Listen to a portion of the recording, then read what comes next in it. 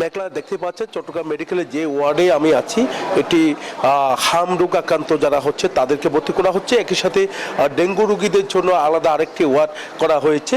তাহলে বুঝতে পারছেন আলাদা আলাদা ওয়ার্ড করার অর্থ হলো রোগীর সংখ্যা অনেক হারে বেড়েছে। প্রতিদিনই ৩-৪ জন করে কিন্তু ডেঙ্গু আক্রান্ত রোগী চট্টগ্রাম মেডিকেলে ভর্তি হচ্ছে, একই সাথে অন্যান্য মেডিকেলও কিন্তু ভর্তি হচ্ছে বলে আমাদেরকে জানিয়েছেন। একই সাথে দেখতে পাচ্ছি আমরা হামে আক্রান্ত শিশু যারা শিশুদের বিভিন্ন জায়গা থেকে তারা আক্রান্ত হয়ে চট্টগ্রাম মেডিকেলে আসছে।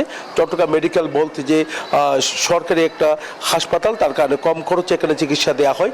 তো তার কারণে প্রত্যন্ত অঞ্চল থেকে যারা আক্রান্ত হচ্ছে তারা কিন্তু ছুটে এসছেন, আবার অনেকজন সুস্থ হয়ে বাড়িও ফিরেছেন। আবার গতকাল আমরা দেখেছি এক নারীর মৃত্যু হয়েছে চট্টগ্রাম মেডিকেলে ডেঙ্গু আক্রান্ত হয়ে। তাহলে বুঝতে পারছেন ভয়ানক হয়ে উঠছে ডেঙ্গু, একের সাথে হামও কিন্তু ভয়ানক হয়েছে। তবে হামে আক্রান্ত হচ্ছে শিশুরা, আর ডেঙ্গুতে আক্রান্ত হচ্ছে আমরা দেখছি বিভিন্ন বয়সের মানুষ কিন্তু ডেঙ্গুতে আক্রান্ত হচ্ছে। মশক নিধন কার্যক্রম জোরদার করার কথা বলছেন বারবার এখানে স্বাস্থ্য অধিদপ্তরের পক্ষ থেকে। তার কারণে সিটি কর্পোরেশন তারা চেষ্টা করে যাচ্ছেন, বিভিন্ন জায়গায় মশক নিধন কার্যক্রম তারা চালাচ্ছে। তবে এডিস মশার কিন্তু পরিষ্কার পানি থেকে কিন্তু বংশ বিস্তার করে।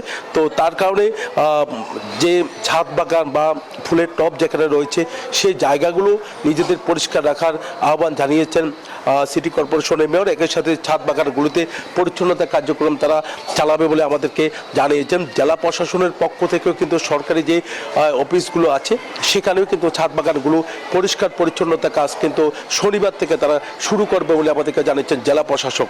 এই ছিল আমার এখানকার সর্বশেষ। ফিরে যাচ্ছে স্টুডিওতে মেঘলার কাছে। জয়, আপনাকে ধন্যবাদ।